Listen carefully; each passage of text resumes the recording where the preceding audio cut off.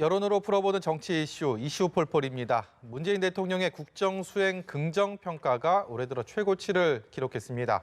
총선을 앞둔 비례정당 투표 민심까지 배종찬 인사이트K 연구소장과 자세히 분석해 보도록 하겠습니다. 어서 오십시오. 안녕하십니까? 우리 뚱커벨 소장님 안 오시는 줄 알고 마음 졸였습니다. 이거 반드시 와야죠. 늦게 오셨습니다. 아주. 예. 10초 늦었나요? 네.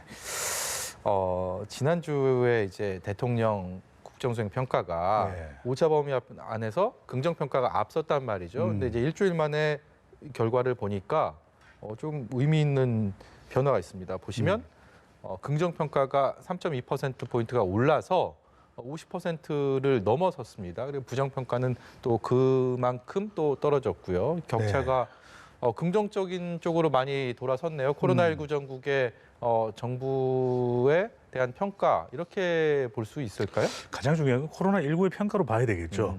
대통령 긍부정이 거의 절반 정도로 나뉘었었는데 긍정 평가가 50%로 올라갔다라는 것. 역대 대통령 국정수행에서 사실 보기가 힘들어요. 네. 대통령 임기가 아직 만 3년이 채 안 됐지만 그럼에도 불구하고 횟수로는 4년 차거든요. 대통령 임기 4년 차에 50%를 웃도는 지지율, 역대 대통령에서는 보기가 힘들었던 그런 결과로 나타나고 있는데 계속 일직선으로 달리던 지지율이 골든 크로스의 범위를 더 크게 만들어낸 것. 네. 이건 코로나19의 대응으로 봐야 되겠죠. 그러니까 대통령을 좀 부정적으로 평가해 오거나 60대 또 팽팽했었던 중도층에서도 오히려 대통령의 국정수행에 힘을 실어주는 그런 모습으로 나타난 것으로 분석을 할 수가 있겠고, 중요한 건 이제 우리가 일반적으로는 문재인 대통령이 핵심 지지층이 경고예요. 거기에다가 코로나19 대응이 초반에는 좋았다가 다시 대구 경북 확진자가 늘어나면서 안 좋아졌다가 다시 외신들의 찬사가 쏟아지면서 이 부분이 국민들의 국정수행 평가에 반영이 됐다고 볼 수 있겠고, 또 선거 국면이기 때문에 대통령의 지지율이 주는 의미는 상당히 있다고 봐야 되겠죠. 그 선거 국면 말씀하신 그렇기 때문에 항상 선거 전에는 야당에서는 정권 심판론을 가장 앞에 내세우는 경우가 대부분 아니었습니까? 네. 근데 만약에 이런 지지율의 추이가 좀 유지되거나 아니면 좀 더 이런 것들이 강화된다면 야당 입장에서는 선거 전략을 좀 수정해야 되는 그런 필요성도 좀 느껴집니다. 그런 상황이 생기게 되죠. 왜냐하면은 대통령의 임기 중반 넘어서 치러지는 선거의 경우에는 정권 심판성이 강했어요, 지금까지. 네. 그렇기 때문에 야당에서는 정권을 견제하고 특히 대통령의 국정 실정을 부각시키기만 해도 반사이익을 얻어왔는데 코로나19에 대해서 부정평가가 높을 때는 그런 반사이익을 얻는 듯 했어요. 그렇죠. 그런데 반사이익만 가지고는 충분하지 않은 것이 선거이거든요. 뭔가 좀 주도적으로 해나가야 되는데 그런 주도적인 동력이 생기지 않는다는 것 자체가 야당으로서는 정권 심판을 내걸었지만 그 효과는 제한적이다. 그래서 역대 선거에 보면은 대통령 지지율이 주는 이 휴강 효과는 상당한 영향을 미칩니다. 그래서 우리가 하나로 정리된 이론은 없습니다. 하지만 대통령의 지지율이 그래도 50%를 웃돌게 되면은 여당에게는 상당히 유리해지는 국면이 만들어지는 것만은 분명해 보입니다. 예, 이번에는 정당 지지도 좀 보겠습니다. 정당 지지도를 보면요, 민주당의 상승세가 눈에 띄고요. 그리고 반면에 미래통합당은 하락세가 눈에 띕니다. 미래통합당은 30% 선이 무너진 부분이고 민주당은 2.9%포인트면 좀 의미 있는 상승 수치가 아닌가 싶은데 이게 정당들 특히 1, 2당 같은 경우는 선거 앞두고 있으면서 좀 결속하는 효과들이 계속 있다라고 말씀하셨는데요. 그렇죠. 무당층의 움직임이 좀 더 민주당 쪽으로 기울었다 이렇게 봐야 됩니까? 왜 그렇습니까? 기울었다기보다는 이 그래프를 그대로 좀 보여주세요. 네. 대통령의 지지율이 올라가면 우리 이슈 폴폴의 하나의 공식이 됐죠. 네. 여당인 더불어민주당 지지율이 올라갑니다. 이건 맞죠? 네. 이건 맞습니다. 그런데 미래통합당은 내려갔어요. 그런데 무당층은 빠졌습니다. 그러니까 무당층이 빠지면 샤이 보수가 미래통합당 쪽으로 가면서 미래통합당의 지지율이 올라갔는데 뚱쿠벨 배 소장님 왜 이래요? 이렇게 물어볼 수가 있습니다. 그런데 저 무당층에서 아직도 샤이 보수는 저 7.8%에 포함되어 있을 가능성이 상당히 높은 거죠. 그러니까 무당층 내에서도 중도 성향의 무당층이 바로 대통령 지지율로도 가고 더불어민주당 쪽으로 간 결과로 풀이를 할 수가 있는 것이죠. 역시 또한 코로나19 전국에 대한 대응에 대한 평가 이렇게 볼 수가 있겠죠. 기성전 지금 코로나가 되고 있거든요. 사실 빅데이터 분석을 해보면 빅데이터 분석을 여러 가지 도구는 있습니다. 실제로 총선에 대한 관심보다도 오히려 코로나19에 대한 관심이 10배 이상 많다라고 하는 결과까지 나오고 있기 때문에 코로나에 대해서 대통령이 대응을 잘하고 있다는 평가를 받으면서 여당도 득을 보고 있고 이런 상황이 되고 있는 것이죠. 그런데 미래통합당 같은 경우는요. 그러니까 전통적인 지지층인 그러니까 보수층에서의 지지도가 굉장히 많이 떨어졌어요. 5.9%나 빠졌고 60세 이상의 미래통합당에 대한 지지도가 7%포인트나 빠졌습니다. 왜 갑자기 돌아선다고 보십니까? 왜 그럴까? 이건 이제 올리버의 기대 불일치론이에요. 아직까지 이제 선거가 되지는 않았지만 잘할 것이다. 그래도 대통령에 대해서 만족스럽지 못한 보수층 또는 60대 이상 보수 성향이 강하죠. 네. 이런 경우에는 보수 쪽으로 이번에는 기대를 할 수 있을 것이다. 왜? 이번 선거에서 선전해 줄 것이다. 그런 기대감이 있는데 대통령과 여당은 오히려 코로나19 국면에서 이 지지층들의 지지를 더 얻어가는 반면에 이 보수 정당의 미래통합당은 미래한국당과 명단 파동 또 공천 막판 또 교체 이런 상황에 또 파장과 잡음이 불거지면서 이것 자체에 동력이 발생을 하지 못하는 것이거든요. 그러면 보수층은 더 기대감이 있어서 밀어줘야 되고 또 60대 이상도 이번에는 충분히 그동안 우리가 이 지지를 하는 것에 대해서 이번 선거 결과가 반영될 것이다. 이런 기대감에서 오히려 실망감이 커지게 되면 이탈을 하게 되는 현상이 발생을 하게 되는 것이죠. 그렇다면 이제는 이번 총선의 가장 관전 포인트로 꼽히고 있는 비례정당 투표에 대한 의향을 여론은 어떻게 답했는지 좀 보겠습니다. 지금 더불어시민당은 더불어민주당과 손을 잡은 정당이고요. 그리고 미래한국당은 미래통합당의 위성 자매 정당입니다.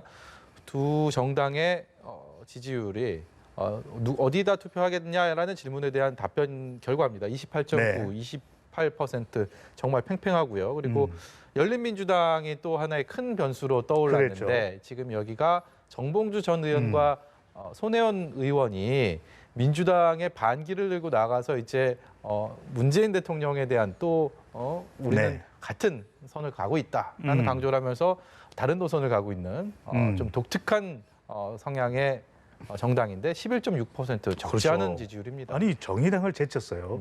이 그래프는 좀 한참 설명을 드릴 필요가 있어서 혼돈되니까 앞 정당 지지율 그래프는 보여주지 마세요. 먼저 미래한국당부터 가볼게요. 정당 지지율과 비례정당에 대한 투표 의향 거의 비슷하게 나왔죠. 큰 차이가 없죠. 미래통합당의 지지율과 미래한국당의 지지율이 큰 차이가 없어요. 그런데 지금 보면은 더불어시민당은 더불어민주당 지지율보다 한참 내려갔어요. 그런데 열린민주당의 11.6%와 합해 보십시오. 이게 더 크지 않습니까? 거의 비슷하죠. 그런가요? 거의 비슷한데 앞서 정당 지지율 더불어민주당이 조금 더 많아요. 그렇죠. 45%. 45%니까. 근데 그 나머지 몇 퍼센트 포인트는 어디로 갔느냐? 자, 무당청으로 가봅니다. 무당청으로 가버렸죠. 그러니까 이렇게 합해 보면은 거의 45%가 나옵니다. 그러니까 사실 그 표가 도망갈 데가 없어요.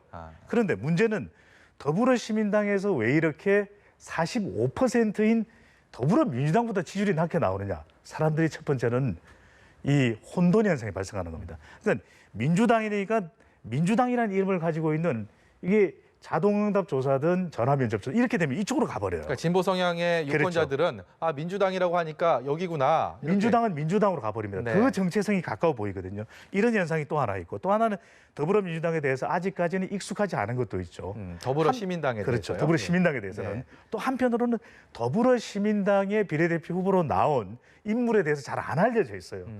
훨씬 더 논란이 될지는 몰라도 열린민주당의 비례대표로 지금 순번을 받은 사람들이 훨씬 더 우리가 이름이 익숙한 인물들이에요. 더 민주당과 가까운 인식을 하게끔 만들어주거든요. 가령 김의겸 후보, 그다음에 최강욱 후보인가요? 이렇게 돼버리거든요. 황희석 후보. 그래? 그럼 민주당이잖아. 이렇게 인식을 할 가능성이 굉장히 커진다는 겁니다. 또 한편으로는 더불어시민당의 경우에는 더불어민주당 계열의 후보만 있는 게 아니거든요. 시민사회 후보도 있다 보니까 또 뒷번호이다 보니까 그렇다면 우리가 열린민주당 쪽에 지지하는 것이 더 당선 가능성이 높아지는 것 아니냐라는 지지층의 또 조바심도 생깁니다. 그런데 여기서 한 가지 주목할 것은 우리는 계속 이런 분석을 해요. 여러 가지 논란이 많고 열린민주당의 지금 몇몇 인물들의 경우에는 기소되거나 수사받을 수도 있다. 기소되기도 했고 이런 게 때문에 부정적일 것이다. 그런데 지지층은 안 그렇다는 겁니다.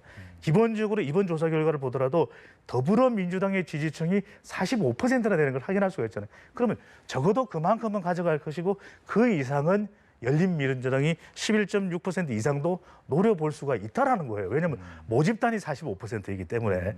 게다가 이제 또 한편으로는 더불어시민당에 대해서 이 더불어민주당이 또 비례정당을 시도한 것에 대해서 약간 또 지적이 있잖아요. 비판이 있잖아요.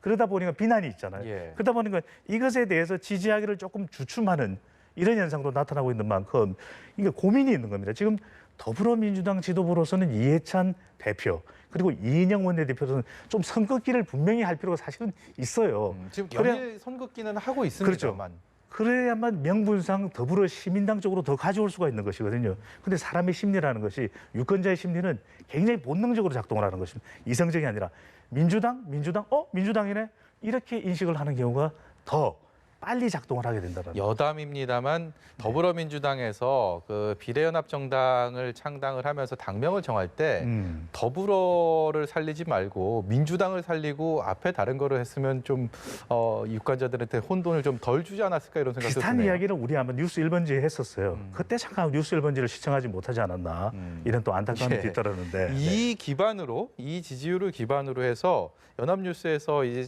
시뮬레이션을 돌려보니까 물론 이 여론조사 결과는 선거 당일까지는 크게 변할 수 있는 여지들이 많이 있다고 그럼요. 봅니다. 이건 참고입니다. 참고인데 이 참고를 가지고 궁금하시니까 이 정도의 지지율이면 몇 석 정도 될 것이냐라고 해서 돌려보니까 더불어시민당은 16석, 미래한국당도 16석, 그다음에 열린민주당이 7석입니다. 그렇죠. 그렇게 나온 거 보니까 47석의 의석 중에서 비례대표 의석 중에서 진보정당이 과반이 되네요. 26석이. 그러니까 정의당이 3석 해갖고요. 정의당까지 합하면 정의당이 상당히 위축돼 있는 모습 결과는 정의당으로서는 위기 상황인 거죠. 왜냐하면 지난해까지만 하더라도 정당 투표는 어디에 하겠느냐 물어보면 정의당이 거의 두 자릿수. 그러니까 준연동형 비례대표제의 가장 큰 수혜를 받을 것으로 처음에는 전망이 되지 않았습니까? 그랬었죠. 심지어는 준연동형 비례대표제에 대한 의견이 모아지기 전에도 그 이전에도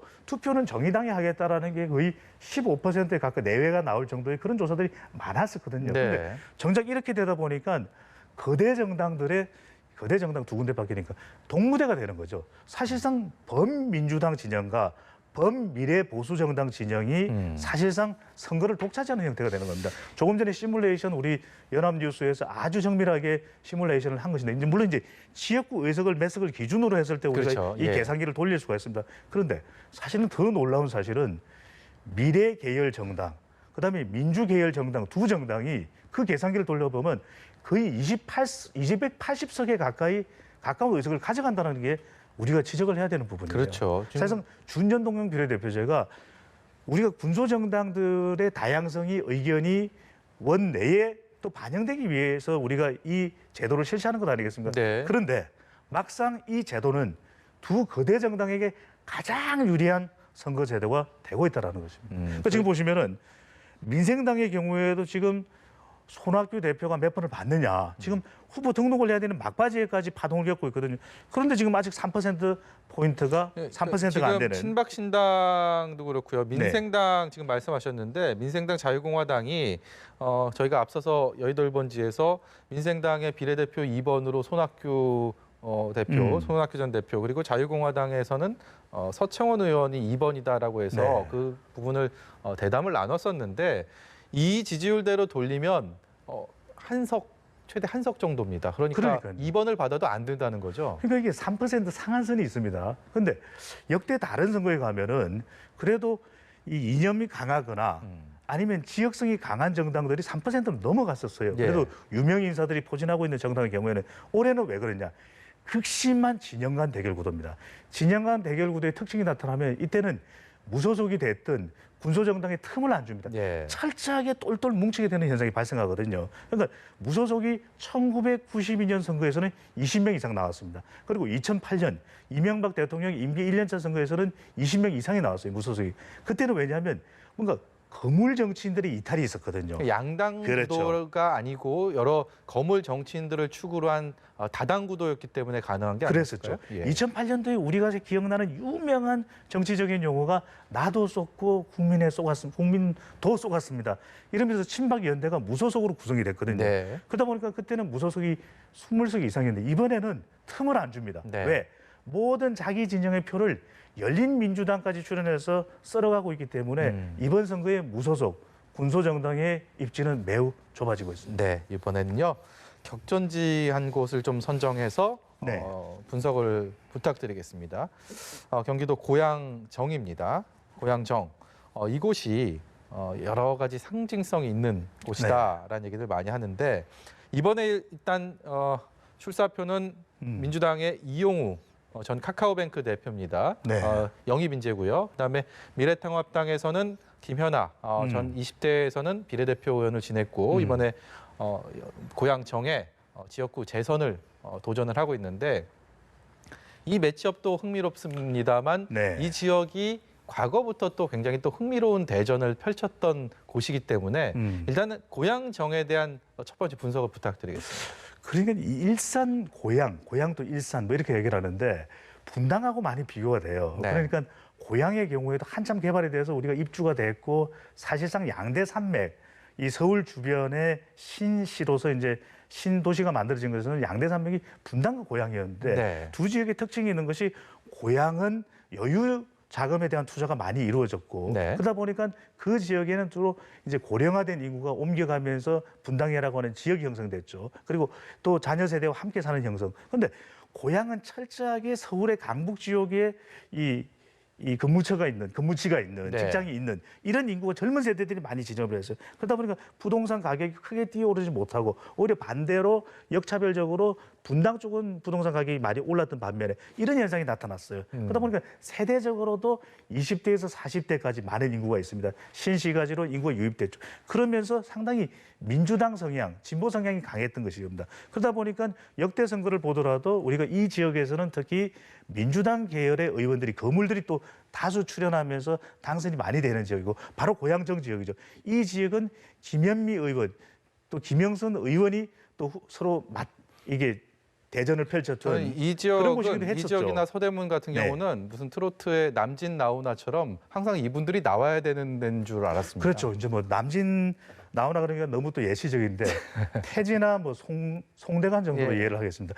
그렇게 되는데 최근 들어서는 김현미 지금 국토교통부 장관이 연거푸 2번을 이겼어요. 네. 그런데 이 지역에서 지금의 또 지역의 피로감도 조금 있습니다. 민주당의 텃밭처럼 상당히 강세 지역이긴 하지만 그럼에도 불구하고 부동산 이슈가 상당히 불거졌거든요. 창릉 지역 개발과 관련해서 현직에 있는 이 김현미 장관이자 국회의원에 대해서 상당히 반발 심리도 나왔고 물론 그것이 다수의 여론은 아닐지라도 그런 반면에 이제 지금 이 지역에 좀 IT 혁신 지역의 젊은 세대를 위한 개발을 하겠다라는 것이 이용우 후보의 또 출사가 되겠죠. 출사표 슬로건이 되는데 반면에 이 지역이 그래서 우리는 부동산 대첩으로 불러야 됩니다.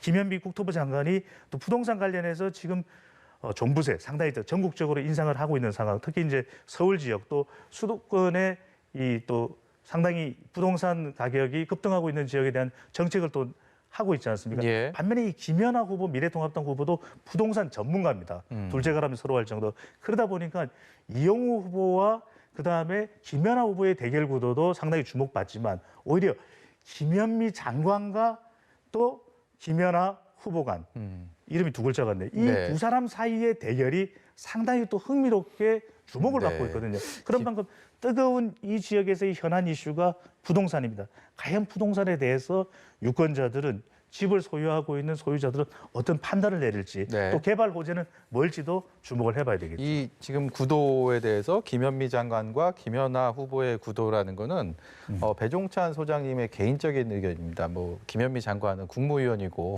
공무원이니까 중립을 지켜야 되는 거고. 제가 이렇게 말씀을 드리는 이유는 왜냐하면 유권자들의 인식 속에 그렇게 있을 수 있다는 거지.